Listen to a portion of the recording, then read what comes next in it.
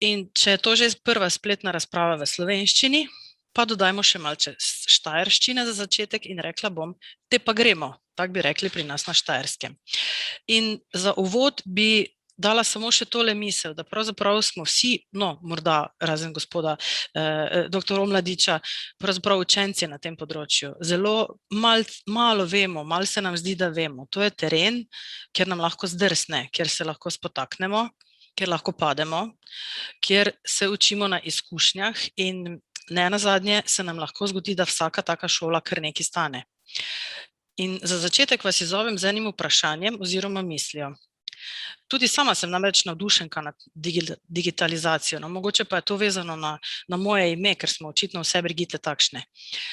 Ampak v nekem trenutku se zavemo, da smo pravzaprav postali administratorji ali pa če hočete tajnice velikih korporacij, držav, bank. Samo med tole konferenco danes sem dobila obvestilo, da me v spletni banki čaka novo obvestilo, da mi je dobavitelj električne energije postavil novi račun in glede na to, da že 3 ure nepremično sedim, so mi pisali še iz zavarovalnice, pri kateri imam sklenjeno življenjsko zavarovanje, da naj se vendar že ostanem in malce sprehodim. Ampak to je dejstvo, da danes živimo v času, ko marsikaj moramo narediti sami, pa če nam je to všeč ali pa ne. Vprašanje, ki vam ga zastavljam, je, ali bi se morali upreti. Nekdo omejuje našo pravico, svobodo do razpolaganja z našim prostim časom. Ali lahko kaj sploh naredimo? In kaj če jaz tega nočem? Ali imam sploh še kakšno izbiro, da lahko naredim drugače? Kaj pravite?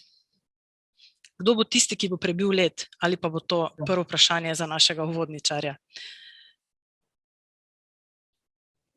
Ga meni naslavljate. Ja, zdaj, se veste, Luka, ne, če nihče od 80 prisotnih nič ne reče, ne, bom vesela, če boste vi, ampak prepričana sem pa, da nekdo, ki bo prvi in se bo opogumil, bo tudi dobra spodbuda za vse ostale. Tako da izvolite, mogoče Luka za začetek dodate še kakšno vašo misel. Bom pa eno čisto kratko misel dal. Zdaj, seveda, tehnologiji ne moremo pobegati, niti, bi rekel, in nima smisla bežati od nje. Kot rečeno, tehnologija je del našega, bi rekel, naše biti, zgodovinske in človeške. Tisto, kar je pač pomembno, je, da se zavedamo, da je tehnologija na nek način dizajnirana in proizvedena in kdo jo dizajnira in kdo jo proizvaja. Če imate recimo neko socialno omrežje, pač kot je Facebook in zadaj pač inženirje in lastnike podjetja, načrtujejo to tehnologijo na nek določen način, z nekimi svojimi določenimi nameni. In vemo, da je pravzaprav iz vidika recimo lastnikov podjetja Facebook, kaj pa vem, je njihov namen, da generirajo čim več tega oglaševalskega odziva. Medtem ko je naša želja kot uporabnika mogoče nekje drugje. In zdaj seveda, obstajajo številne pač poti, kako opolnomočiti družbo in posameznike nad tem, kako so dizajnirani, kako so ustvarjeni pač tehnološki artefakti.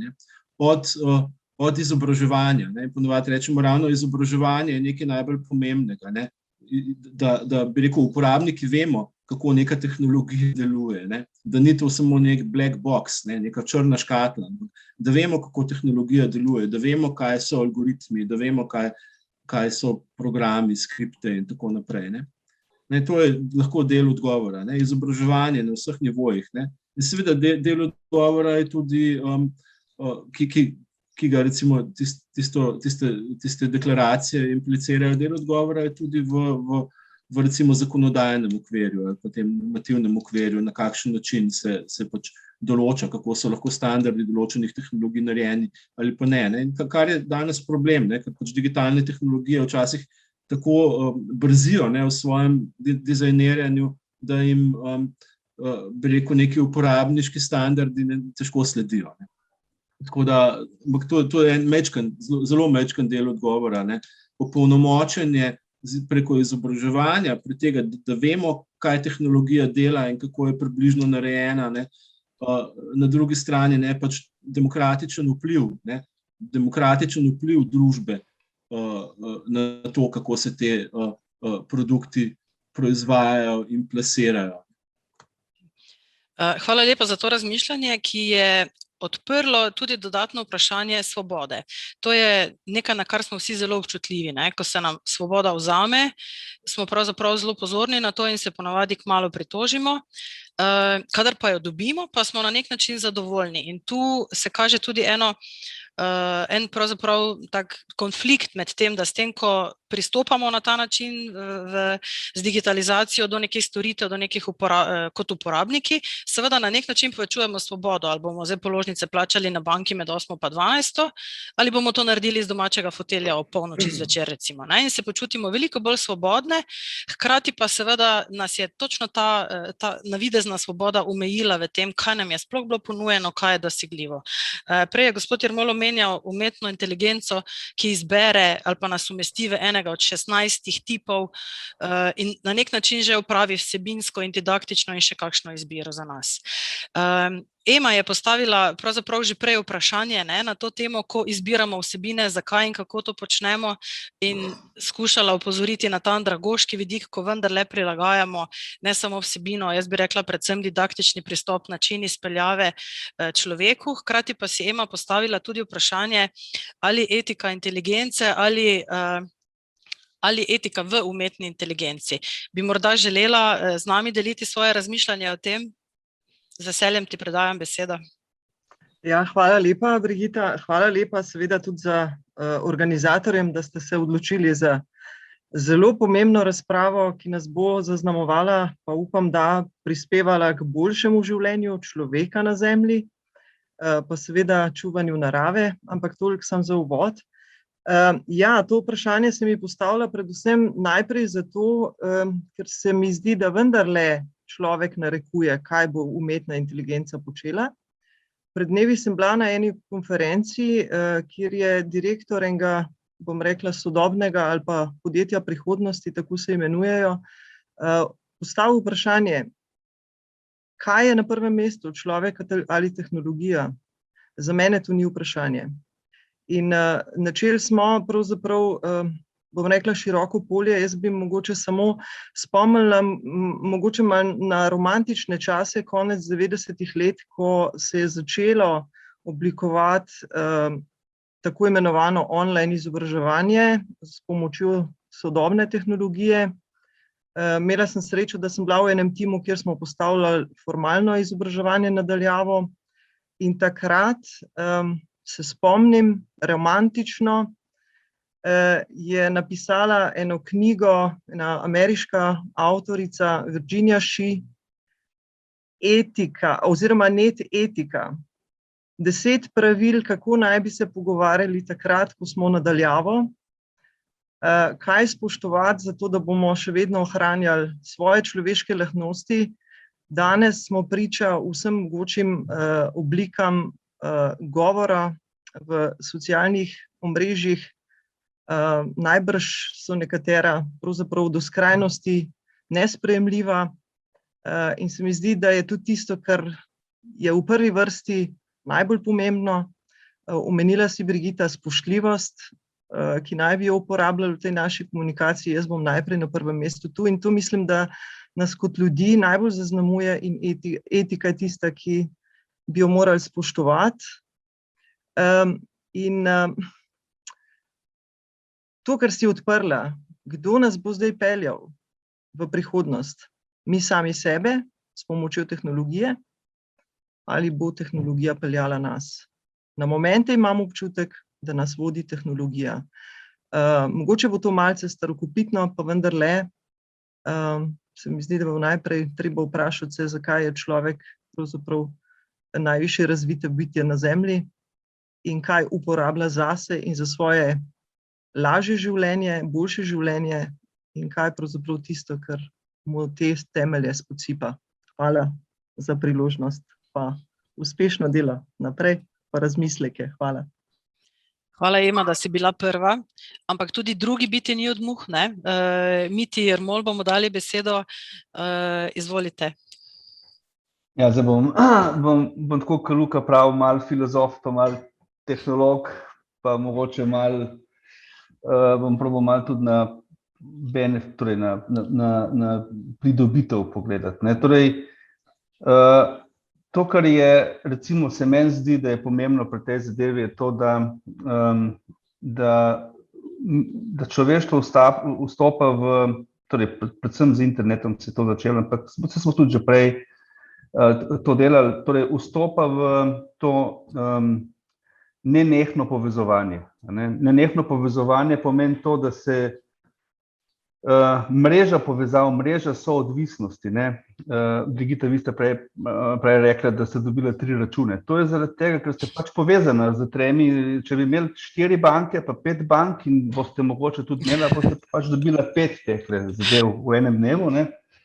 Ampak ta povezljivost je seveda povezana z tem, da smo na eni strani socialna bitja, kar povem, da moramo imeti, da smo veseli, če imamo prijatelje, če srečamo fajn ljudi, kakor recimo na tej debati. Pa na drugi strani, da pač želimo uživeti v ugodju. Sej verjetno ne boste sama smeti nosila, ne boste peljala s kariolo jih od tam iz smetnjaka v tja, ampak boste za to nekoga tam najela in ko boste najela, ste v relaciji in ko ste v relaciji, ja bo pač z vami relacijo vzpostavil. In zdaj, ko pa delate mrežo, pa prije pa matematika. Matematika pa pravi, da v vsakem mrežnem sistemu se vzpostavi ta potenčni zakon. In potenčni zakon definitivno pelje k temu, da nekdo, ki kar naenkrat iz tega omrežja izstopi, zaradi vseh teh povezav, ki kažejo na njega, pač postane tisti, ki ima možnost vpliva na to omrežje. Recimo, če zdaj, kaj je to Google ali je to kdorkoli drugi, torej nekdo ima zaradi teh povezav možnost vplivanja. Zdaj, kako vpliva, je drugo vprašanje. Zdaj vpliva na dobrobit človeka, za slabobit človeka. Jaz tako bom rekel, dostikrat vprašam ljudi na teh predavanjih, če uporabljajo Google Maps takrat, ko se peljejo v neznane kraje. In uporabljate, recimo preklopite tam na gor, pa Google Maps vam še pove tam ne iti, zato ker tam je pa gužva, pa je okrog. Vprašanje je, od kje je dobil Google te podatke, da je tam gužva. Od drugih posameznikov, ki to gledajo, ker pomeni, kar naenkrat vsi prispevamo za to, da je unim drugim tam, ki niso v gužvi boljš. Zdaj, jaz sem pač tam obstal, ker se je tako zgodil, ker je to pač ekstremni dogodek, ampak oni za mano pa pač ne bodo obstali na tisti cesti in bodo šli okrog. Ker pomeni, da nekako se mi zdi tako se mi zdi fajn, da sem v bistvu tudi če stojim tam, da sem pač prispeval za to, da se mogoče moj sodržavljan tam ne pelje okrog, pa mu ni treba tam na soncu biti. Se pravi, prvič to mreženost in drugič pa, drugi problem je pa tale, točno tale, Luka bo vedel za unega filozofa, ne vem, če je se živel Francoz, Pierre Levy, ki je napisal uno knjigo Symbiotic Man. On je imel to idejo, da pač mi, človeštvo, zdaj gradi eno nad zadevo, enega nad človeka, pa ne robota. Torej, NAI, kjer vsi prispevamo, pa vsi dobimo. In zdaj, a znamo tisti nad AI spraviti v etično-moralne vrednote, to ni to problem tehnologije, to je problem ljudi. Danes, ker prej sem slišal, prej je gospa povedala, da je pač ta vprašanje, torej, kaj umetna inteligenca danes z nas producirati. Zdaj, če si predstavljate umetno inteligenco, vsaj ta del, ki se še razvija, ta s kognitivnimi lastnostmi, če si ga predstavljate kakor malega otroka. In če bi malemu otroku, kar rase doma, vsak dan govorili slabe besede, kletvice, tisto, kar mi ljudje dajemo na internet, ker so v bistvu negativne novice, hate speech, vse živo, kar nočete brati, to je pač tisto, s katerega lahko umetna inteligenca naredi nek model in seveda ta model ne more biti prijazen do ostalih, zato ker mi ljudje nismo prijazni do ostalih. In tisto, kar jaz dostikrat povem, je to. Umetna inteligenca nam zaradi vsega tega, ker zna narediti ta model, pokaže ogledalo in mi ljudje s tem ogledalom nismo zadovoljni, s tistim, kar tam noter vidimo in potem rečemo, mi se po umetne inteligence moramo bati, ker umetna inteligenca bo, recimo tipično, a bo zdaj umetna inteligenca prevladala nad človeštvom? Vprašanje, a bo zdaj prišel tu Schwarzeneggerjev, pa streljal okrog po ljudeh, a je to, ne? Potem seveda moje vprašanje nazaj je, zakaj bi pa en tak robot to delal? Zakaj bi kaj ima en robot od tega, če bi ustrelil recimo človeka? Kaj bo imel od tega? Ker, če si predstavljate robota, robot nima življenjske dobe. Nima omejitve, mi ljudje imamo omejitev 100 let in v 100 letih moraš kupiti čas. Mi kupujemo v bistvu čas v 100 letih. On tega nima. On bo tisti robot, če se ga spomnite iz, če je kdo bral, ste brali, štoparskega vodnika, ki na koncu, ki vse ve, pa je pol, pa je depressed, pa boring, zato ker enostavno nič novega se mu ne zgodi. Ampak robot, umetna inteligenca kot nekaj, kar probamo zgraditi, da bo zelo bolj pametno, kot navadno orodja, pa da bom rekel, da so samo orodja, zgradi, a pa deluje na drugačnih moralnih vrednot, moralnih okvirih. Zaenkrat mu jih definira človek, ampak sploh ni vprašanje o tem, zakaj bi ta zadeva zdaj presegla človeka, bolj je vprašanje, a bomo mi to, da bo ta zadeva znala nekaj narediti, znali ponuditi za svoje dobro. In to so te 3 segmenti, se pravi prvič to povezovanje, mreženje, kjer seveda vse je tako je, ker ne moramo iz tega iti. Drugič to, da kar naenkrat smo postali, nekako zdaj razumemo, da smo sicer individuumi, ampak smo individuumi v nekem globalnem svetu. Se tudi po cesti se ne vozite z avtomobilom, pa kar počez, ampak se vozite po pravilih, pa vam je lahko smatrate kot nesvobodo, ampak se vozite po pravilih, zato ker pač hočete prispevati v družbeno dobro, nočete nekoga povoziti, pa narediti nesrečo na naslednji strani. To in pa seveda ta tretji segment, ki se mi zdi pa tale future, kjer pa vsekakor gre v to, da v bistvu umetna inteligenca nekaj zna, kar človek ne zna, in človek nekaj zna, kar umetna inteligenca ne zna. In tle je dober meč in to se kaže na različnih področjih. To bi v bistvu repliciral na te stvari. Hvala lepa za vaše misli. No, morda pa je ravno to tisto, kar nas najbolj skrbi, da bi recimo, da roboti lahko znali vse tisto, kar znamo ljudje, kaj ne da? Ker znamo biti ljudje pač vse sorte. Preden bom dala besedo gospodu Daretu Stojanu, ki se je tudi prijavil, bi postavila še eno vprašanje za naše strokovnjake. Tako zelo pošolsko bom vprašala. Jaz sem biolog, prej je nekdo rekel virtualni ekosistem. In zame ekosistem pomeni biotop plus biocenoza, potem jaz dodam zraven še ekologijo, ki proučuje odnose med njimi, in polje meni za ta prave ekosisteme je že skoraj vse jasno. Ampak virtualni ekosistem mi pa kljub temu, da včasih živim v njem, včasih ga uporabljam, zagotovo sem njegov del neizbežno, ni jasno. Recimo prej ste rekli, kdo odnaša smeti, kdo čisti smeti v virtualnem ekosistemu, kako dolgo bo živel, kdo ga upravlja, kakšna so tam pravila igre. A lahko preprosto odgovorimo na to vprašanje? A bo kdaj umrl ta virtualni ekosistem? Ima omejen rok trajanja? A bi kdo bil pripravljen tako enostavno odgovoriti meni na tole rahlo butasto vprašanje? Kaj pravite?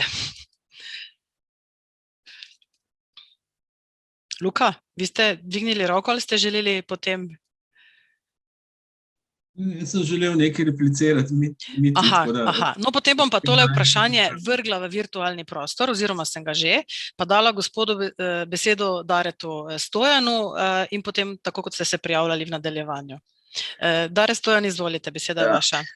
Torej, Dare Stojan, sicer prihajam iz čistega podjetništva in znotraj obrtne zbornice nekaj skrbim in vedno govorim o potrebi po vseživljenjskem izobraževanju, predvsem pa po digitalizaciji, in sem kritičen, zakaj smo v Sloveniji s tem toliko zamudili. Ne pričakujte od mene, da bom se zdaj spustil v to filozofsko debato, sem čisti pragmatik in me pravzaprav malo celo postavljate v zadrego, ker je malo preveč filozofije.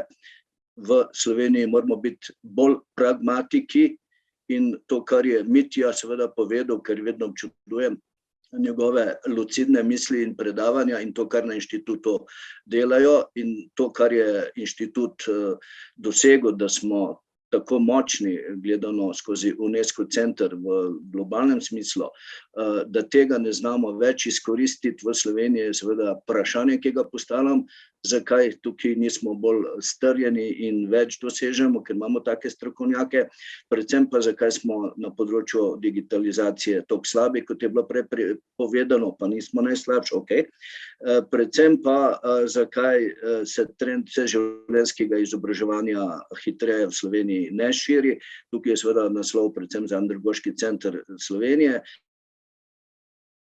ki jo zelo spoštujem, ogromno literature ste izdali, ampak v praksi, v vseslovenskem življu je pa to relativno malo odzivno, malo to prisotno in vse te ogromne publikacije o potrebi po vseživljenjskem izobraževanju in o načinu vseživljenjskega izobraževanja in tako naprej, kar ste vse lepo napisali na Andragoškem centru, zelo, zelo malo realiziramo. To je, bi rekel, pripomba ali pa vprašanje, zakaj je to tako. Namreč, kot sem povedal, prihajam iz konkretnega, realnega sektorja, kjer je trg dela, torej verjamem v pozicijo in mesto trga, ne v neko filozofijo, trg dela je pa krut. In mi, seveda, če bomo hteli ekonomijo v Sloveniji dvigniti na nek boljši nivo, pa da ne bomo še naprej zaostajali z državami, ki so bile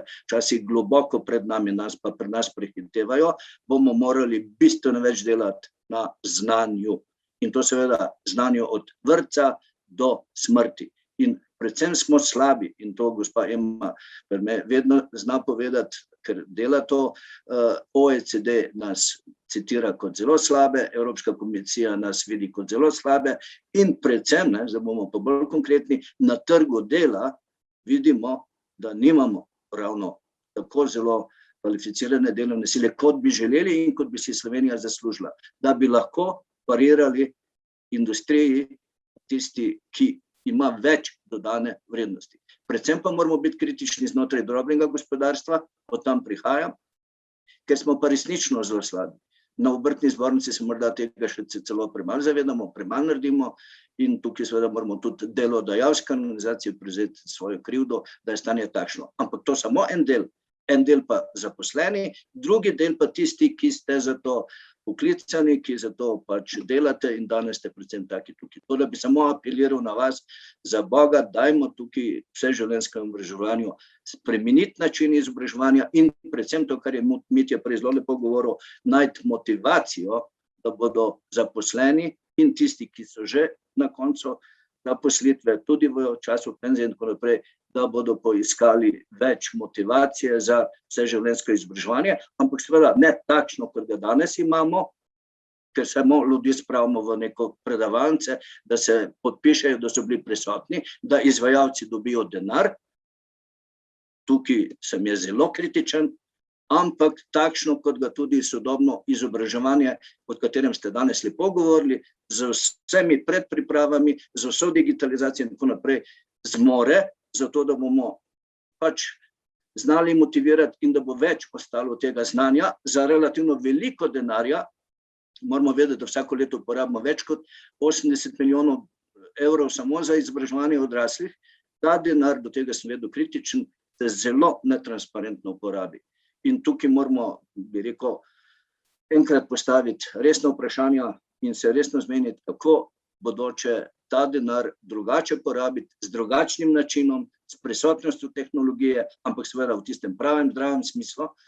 Pa ne bom rekel, da filozofija pri tem ni potrebna, ampak pragmatičnost je pa neobhodno potrebna, da bojo razmere na trgu dela drugačne, kot so. To pomeni, da bomo imeli bistveno več znanja, da bomo lahko delali produkte z višjo dodano vrednostjo, da bojo plače boljše in da bo skratka motivacija za to znanja tudi drugačna. Se opravičujem, bil sem malo dolg, ampak čutim dolžnost to z pozicije gospodarstva, predvsem z pozicije drobnega gospodarstva, vedno znova povedati. Hvala. Hvala lepa za vaš prispevek in vesela sem, da ste izpostavili učečega se, odraslega, ampak moram vam oporekati, torej smo že na tej točki, ne porabi se 80 milijonov za izobraževanje odraslih v Sloveniji, veliko manj se porabi. Strinjam se, da ni zelo transparentno, ampak dejstvo je, da smo ravno kar na strokovnem svetu obravnavali te dokumente in zneski so dosti nižji. Ampak ne bomo odpirali te razprave. Luka, vi ste želeli še repliko, dajem vam besedo. Hvala. Ja, eno izkušnjo sem imel 3 leta nazaj, v okviru UNESCO smo bili povabljeni v Francosko akademijo znanosti, kjer so nam predstavili, francoski program digitalizacije in razvoja, tudi umetne inteligence in ta matematik, ki je ta Macronov, glavni matematik, ki je koordinator te skupine, je rekel, da pač tisto naše prvo izhodišče je bilo, da je pač multidisciplinarna. Se pravi, v tej skupini, čeprav se ukvarja s tehnologijo, mora biti polovica družboslovcev in humanistike. Pa je, bi rekel, to ena najbolj razvitih digitalno držav. Tako da v Sloveniji se velikrat filozofija uporablja tako kot neka slaba beseda, ampak bi rekel, da v številnih digitalno zelo razvitih državah je obratno. Ker gre za družbene fenomene, je pomembno, da se k njim pristopa, bi rekel, kompleksno. Seveda, pomemben je trg, pomembno je, vse izhaja iz inženirskega znanja, ampak gre pa tudi za družbene in za moralne fenomene in na ta način jih je smiselno obravnavati. Po mojem, mislim, tako čisto. Ampak čisto, bom rekel, zdaj iz pragmatičnega vidika, se strinjam z gospodom. Hvala lepa za vaš prispevek. Ja, res je. Če bi začeli razpravljati o tem, kdo je bolj pomemben, kdo ima večjo moč, kdo bi moral imeti večjo moč, se zapletemo v to zanko, ki je pravzaprav ne maramo. Spoštljiva komunikacija, sodelovanje, prispevanje k temu, da vsi živimo boljše, ne samo Evropejci, kar je tudi dostikrat težava, bi bila tista prava pot. In to sta v klepetu izpostavili tudi Ema Perme in pa Mojca Rupar Korošec. Torej potrebujemo tudi filozofijo, tudi etična vprašanja in seveda potrebujemo tudi inženirska znanja, potrebujemo strokovnjake, ki razvijajo umetno inteligenco in ne nazadnje potrebujemo tudi izobraževanje odraslih.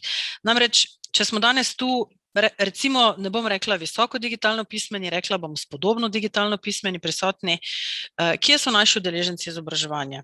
Če se mi ukvarjamo z etiko, z novimi tehnologijami, z tem, kako jim približati nova znanja, s čim se ukvarja vsak 4. Slovenec, ki ima nizke pismenosti na področju poznavanja jezika, matematičnih spretnosti, ki morda celo zna kaj narediti na računalniku, če mu ga kdo vklopi, pa če je slučajno doma, pa če internet slučajno dela, pa če seveda ima dostop do interneta, ker vsi državljani Slovenije, pa tudi Evrope nimajo, kot smo slišali v prvem prispevku, dobrega dostopa. Torej, s čim se na polju digitalizacije ukvarja en tak povprečni udeleženec izobraževanja odraslih? Tu verjamem, da imamo vsi prisotni zelo veliko izkušenj in kolegica Darja Kušar se je prijavila k besedi. Darja, morda na to temo, morda pa na katero drugo, v vsakem primeru beseda je tvoja, izvoli.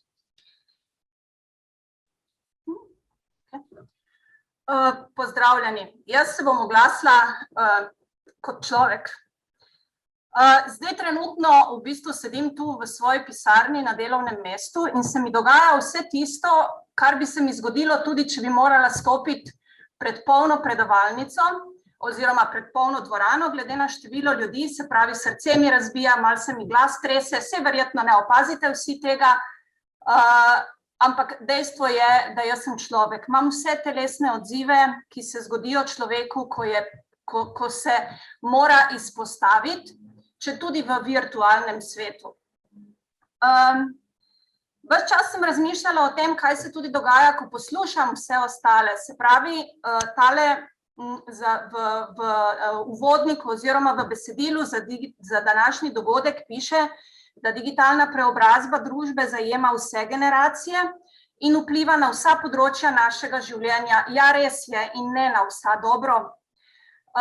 Kje so, v bistvu vemo, da se vsi učimo drugače, sprejemamo stvari drugače, eni vizualno, eni bolj auditivno, eni moramo mahati zdraven, pa ne vem, kaj vse delati. Še dobro, da imam noge pod mizo, lahko mi do tam sproti. način, kako delamo, koliko časa moramo oziroma smo prisotni, si ga potem pa prilagajamo sami in nekako se zorganiziramo glede tega, kako bomo. Šli smo od tistega časa, ko čas je bil ves čas, ne, sicer, ampak pojavil se je iz tega, da najprej je bila samo svetloba in tema in smo se potem uravnali, potem so prišle ure in ob določeni uri je bilo nekaj treba, smo si že delali neko silo, imeli smo letne čase, zdaj pa smo priklopljeni, konstantno, neprenehoma, ne. Celo do tega smo prišli, da ko se hočemo odklopiti od vsega, kar se nam dogaja v življenju, vzamemo, ne vem, telefon v roke, pa se še malo priklopimo zraven, pa si še zraven naložimo, ne. V življenju je pa tak, ne, da tudi te življenjske prelomnice, ki smo jih prej imeli, pač s tem, ko se daljša življenjska doba, se tudi te klasične življenjske prelomnice, kdaj greš od doma, kdaj se poročiš, kdaj imaš otroke in vse te zadeve, so se nam začele podaljševati. In super, da imamo tole vse življenjsko učenje, se pravi, ozavestili smo to dejstvo, da učimo se vse življenje. Na nivoju digitalizacije in vse te digitalne preobrazbe pa drobimo na take male koščke, da se ta celota, človek kot človek z vsem, kar je, se mi zdi, da se malo pozablja in tudi način, se pravi, digitalizacija je samo eden izmed načinov funkcioniranja v družbi. In pred vsakim posameznikom je ena velika odgovornost, da si zna vsak sam opredeliti čas in kvaliteto tudi tega, kaj bo sprejemal skozi to digitalizacijo. Na nek način se mi zdi, da smo kot spet v tistem srednjem veku, ko so ženske nosile tisti korzet tak zategnjen, da niso mogle dihati, ne. In ta digitalizacija nas je tudi na nek tak način začela, vsaj mene, na trenutke omejevati, prikazujemo se sicer taki, kot hočemo, ne, smo si pa naložili cel kup obveznosti, kaki moramo izgledati, kako se moramo obnašati, kako moramo to in kako moramo ono, ne. Umanjka pa vseeno ta fizični, človeški element. Zdaj, tako bom rekla, ne, če imam jaz izobrazbo na konkretnem nivoju, pa sem dala skozi od tega, da je prva moja seminarska na faksu bila še natipkana na pisalni stroj, do tega, da zdaj praktično, mislim, da kar v redu funkcioniram tudi na takih zadevah, ne pozabiti. Kljub temu, kdaj je bila osnovna šola postala obvezna, ko je Marija Terezija tako rekla, ne, še vedno imamo v družbi posameznike, ki še vedno nimajo narejene osnovne šole. Začeli smo pa z digitalizacijo in rekli smo, da je za vsakega posameznika digitalizacija, se pravi, da se nauči tega načina in da ga tudi uporablja, obvezna. To je, meni se zdi to zelo velika odgovornost, ki smo si jo naložili, mi, izobraževalci odraslih, da jo kar na prvo žogo potisnemo kar vsem. Hvala. Hvala, Darja, za tvoje praktično razmišljanje, ki je pravzaprav nas spomnilo, kaj je v ospredju in kako se dostikrat počutimo. In res je, tema odgovornosti posameznika, ki jo je na nek način digitalizacija, bom rekla, okrepila, če se samo spomnimo recimo varstva osebnih podatkov, ne. Če malo posplošim pa rečem, da so v Združenih državah osebni podatki last korporacij, da si jih na Kitajskem lasti država, smo Evropejci pravzaprav en tak svetov izjem celemu ostalemu svetu, kjer so pa ti osebni podatki naša last. A ni to fino? Zgodilo se nam je uredba GDPR, zgodilo se nam je neznanska količina novih papirjev, soglasij, ukrepov, pravilnikov, ki jih moramo vsi, ki kakorkoli delamo z ljudmi, upoštevati, podpisovati, imeti v mislih, kadar nas obišče inšpektor. Hkrati pa se je pravzaprav družba kaj malo ukvarjala s tem, kako je človek postal opolnomočen, da presoja o tem, katere podatke ja, katere ne. In ali se zadeva res zreducira samo na to, da težimo na Ljudski univerzi, da naj ne objavljajo naših slik na Facebooku, se pa ne ukvarjamo z drobnim tiskom, kot podpisujemo pogodbe na zavarovalnicah, bankah in še marsikje drugje. Skratka, odgovornost gre vedno v korak tudi z znanjem, opolnomočenjem. In tudi današnje srečanje oziroma razprava je bila v veliki meri temu namenjena, da odpremo številne teme, da odpremo številna vprašanja. Nihče od nas si seveda ni domišljal, da bomo odgovorili na vsa tista vprašanja, ki jih bomo odprli. Če jih bomo veliko odprli, bomo rekli, da smo že zadovoljni. Nismo se sploh dotaknili odgovoru na vprašanje svobode, samo omenili smo jo, kako nas pravzaprav digitalizacija omejuje in usmerja naše življenje nekam, kar ni nujno, da smo si želeli nekoč iti, ko smo kot mladi otroci razmišljali, kaj bomo postali. Nismo odprli aplikacij, nismo odprli svobode govora, nismo odprli omejevanje svobode govora v virtualnem prostoru, kjer se zdi vse dovoljeno. Skratka, številna vprašanja. Pravzaprav niti nismo zelo veliko na glas razmišljali o tem našim udeležencem izobraževanja, ki sem ga izpostavila v prejšnjem vprašanju. Tudi moje vprašanje, kdo odnaša smeti v virtualnem prostoru, kjer jih mora biti zagotovo neznansko mnogo, je ostalo neodgovorjeno. Ampak vse to je pravzaprav bil namen te razprave, da vzbudi naše misli, da gremo naprej, ker je digitalizacija pač nekaj, kar je neizbežno, kar upam, da nas bo velika večina znala izkoristiti tako, da bomo bolje in lažje živeli, kot je rekla Brigita. Še eno obvestilo sem dobila, moj robotski sesalec je ravno kar posesal stanovanje, tako da evo, tudi tega mi ne bo treba, ko pridem domov, ampak preden pa vendarle zaključim in rečem, da so pravzaprav tile prehodi, taki ali drugačni, da živimo v času, ko jih je res zelo veliko. Darja je omenila v času njenega življenja, kateri so se zgodili. Se pravi, tehnološki prehodi se nam bodo zgodili še mnogo njih, če bomo živeli še tistih 100 let, kot je napovedal Mitja Jermol. Ampak dejstvo je, da je to vedno priložnost za to, da se zgodi, da pogledamo svet okoli sebe drugače in da pogledamo tudi vase na drugačen način. Sprememba se vedno zgodi lahko in edino in samo v človeku in se potem prenese na svet, v katerem ta človek živi. In tu se potem vedno znova postavi vprašanje, kako živimo? A živimo dobro? Ali bi radi živeli bolje? Kako živijo ljudje okoli nas? Ali gre dobro tudi drugim bitjem okoli nas, ali je okolje, ali je država, ne nazadnje, ali je cel svet takšen, kot bi si ga predstavljali v neki svoji viziji, da ne rečem utopiji. Če ni tako, kot bi radi, če nam ni dobro, kaj lahko spremenimo, kaj lahko naredimo drugače?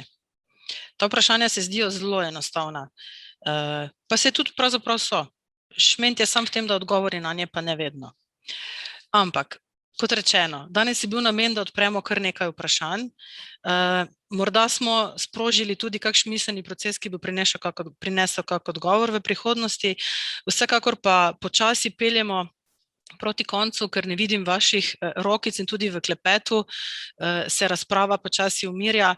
Naš drugi forum EPUO in našo prvo spletno razpravo v slovenskem jeziku, na kateri smo še posebej ponosni, ker je tudi en tak evropski unikum, zato morda preden zaključim predam še besedo soorganizatorjema, torej Andragoškemu centru Slovenije, gospe Zvonki Pangerc-Pahernik in pa CMEPIUS-u, s katerega je danes tu prisotna Ana Stanovnik-Perčič. Zvonka, pa morda najprej tebi predajam besedo, izvoli. Hvala lepa, Brigita, za odlično vodenje tega drugega dela in vsem prisotnim tudi za vaše misli. Ja, tako kot si rekla, več vprašanj kot odgovorov, ampak natanko to nam je silno všeč. Mi v projektu EPUO želimo v bistvu te vrhove ledenih gora na nek način pokazati, spodbuditi ne samo povezovanje, temveč sodelovanje, kot je bilo danes že večkrat rečeno, motivirati ljudi, gospod Stojan, absolutno tudi skozi vse te procese. In do zdaj smo organizirali 2 foruma. Prvi je bil na temo migracij in je odlično uspel v sodelovanju s platformo Sloga in Slovensko filantropijo. Ta drugi v sodelovanju s Cmepiusom, torej za platformo Epale in za vsemi vami, seveda nastopajočimi, najbolj seveda in vsemi udeleženci. Ampak želela bi vas povabiti še na nadaljnje 4 forume v jesenskem času, v času tednov vseživljenjskega učenja. Teme, ki jih bomo odstrli samo malo, potem pa dalje na druge načine, pa so dejavno državljanstvo, zelo pereča tema pri nas posebej, starajoča se družba, enako peroča, če ne še bolj tema, trajnostna problematika, voda, podnebje in tako naprej, in pa prihodnost dela. Tukaj bodo zlasti nekateri zastrigli z ušesi, ne, gospod Stojan, že vidim, kako kimate in bomo mogoče lahko naslovili stvari, za katere danes ni bilo dovolj časa. Tako da, absolutno, to je naš namen, pa ne samo v letošnjem letu, ampak tudi najverjetneje v prihodnjih 2 letih s pomočjo tega evropskega denarja. Na srečo je komisija bila tako modra, da nam je to omogočila, odstirati, kaj že obstaja in spodbujati nove povezave, biti ponosen na to, kar že počnemo in biti izzvan za tisto, kar vemo že zdaj, da še moramo. Hvala lepa vsem in nasvidenje. Ana, izvoli. Zvonka, najlepša hvala za besedo. Še nekaj zaključnih besed z moje strani. Jaz bi se na prvem mestu zahvalila najprej vsem vam, ki ste se tele razprave udeležili. Hvala lepa za vsa mnenja, za vse ideje. Tematika je bila res več kot aktualna za današnji čas. Na drugem mestu najlepša hvala vsem soorganizatorjem. Takole sem pogledala naokrog, ker tukaj okoli mene sedijo. Tako da hvala lepa vsem, tudi tistim, ki ste preko spleta oziroma online prispevali svoje prispevke. Bi se pa samo navezala na besede, ko je rekla Brigita, da je to unikum v evropskem prostoru. Res je, zelo smo ponosni, zelo smo veseli, da nam je danes uspela prva spletna razprava v slovenskem jeziku, v živo, čeprav zdaj je malo ta dvorezen meč tale izraz. V živo govorim predvsem v primerjavi z ostalimi spletnimi razpravami, ki potekajo na Epale, v obliki tipkanja, pisanja oziroma podajanja mnenj v pisni obliki v angleščini. Vesela sem tudi, da smo imeli tolmače, tako da je bil ta dogodek tolmačen v slovenski znakovni jezik, kot iz angleščine v slovenščino, ker smo imeli tudi mednarodnega gosta oziroma govorca. Tako da še enkrat hvala lepa vsem, da ste se udeležili tegale unikum dogodka. Obenem vabljeni na naslednjo spletno razpravo, ki bo potekala na Epale 22. junija, torej naslednji teden. In pa spremljajte Epale še naprej, vsak dan. Nekoč smo rekli, pa se kar tega držimo, naj bo to pač prvi jutranji klik. Hvala lepa tudi z moje strani. Ja, hvala lepa, Ana. Res je, danes nam je kar šlo, kaj pravite, in opogumljeni s to izkušnjo in hvaležni za vse tiste, ki so k temu pripomogli. Dovolite, da navržem zadnjo misel, ki ni zrasla na mojem zelniku, ampak je misel Violete Bulc, ki pravi: prihodnost je preveč pomembna, da bi jo prepustili naključju. Za boljši jutri je odgovoren vsak od nas. Vedeti moramo, kaj bi radi. Imeti moramo pričakovanja, vizijo, kam želimo priti. In dovolite, da za konec dodam še eno svojo. Vsem nam želim čim vrst vseh prehodov, naj bodo digitalni ali pa analogni, do takrat, ko se ponovno srečamo. Kljub digitalizaciji, lepo se je srečati, kaj ne da. Nasvidenje.